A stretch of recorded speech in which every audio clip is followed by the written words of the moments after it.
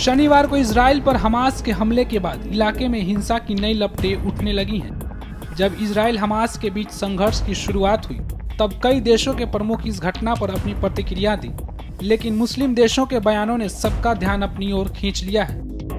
हमले के बाद सबसे पहले सऊदी अरब ने एक बयान जारी कर अपनी प्रतिक्रिया देते हुए कहा कि वे फिलिस्तीनी गुटों और इजरायली कब्जे वाले इलाके की वजह से हो रही हिंसा के अलग अलग मोर्चों पर लगातार नजर बनाए हुए हैं। हम हिंसा के गंभीर परिणामों से बचने के लिए संयम बरतने और तत्काल युद्ध विराम की अपील करते हैं।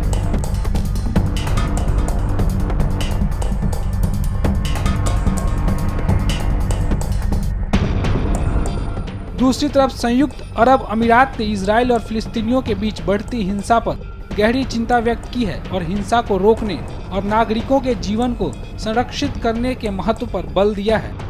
वहीं पाकिस्तान ने भी इजराइल फिलिस्तीन पर अपनी प्रतिक्रिया दी है। पाकिस्तानी कार्यवाहक प्रधानमंत्री अनारुल हक काकड़ ने इजराइल फिलिस्तीन में बढ़ती हिंसा पर गहरी चिंता व्यक्त करते हुए कहा कि मध्य पूर्व में बढ़ती हिंसा से आहत हूँ, जो फिलिस्तीन पर सवाल उठाने की तत्काल जरूरत को रेखांकित करता है। हम लोगों से संयम बनाए रखने और नागरिकों की सुरक्षा का आग्रह करते हैं।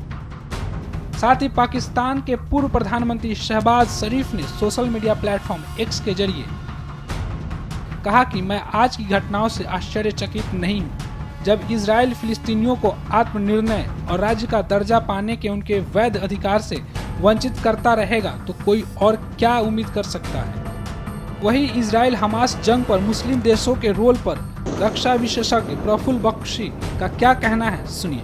इस समय इजराइल के ऊपर हमला हुआ है, हमास हमला कर रहा है, ईरान इत्यादि कंट्रीज हमास को सपोर्ट कर रही हैं, कई इस्लामिक कंट्रीज सपोर्ट करती हैं पर वो ओपनली बोल नहीं रही हैं।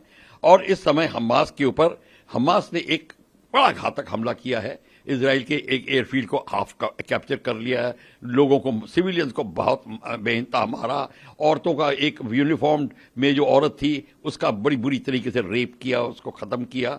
और यही नहीं, उन्होंने बहुत सारे प्रिजनर्स ले लिए हैं। बात यहां तो तक ठीक है। अब नेतन्याहू कहते हैं ये जो अब हम हमला करेंगे, हमला करने का मतलब है लड़ाई, और लड़ाई का मतलब है हम उनके पर भीषण बमबारी करके जगह को ऑक्यूपाई करेंगे। जब जगह ऑक्यूपाई होगी तब नेगोशिएटिंग टेबल में बात बनती है। सिर्फ बम मार के आप चले जाइए, कोई किसी की हार जीत नहीं होती, सिर्फ लाशें काउंट होती हैं, उससे कोई फर्क नहीं पड़ता। जब रियल एस्टेट जाती है, जब ज्योग्राफिकल टेरिटरी लूज होती है, फिर बात बनती है। इजराइल वो करने वाला है।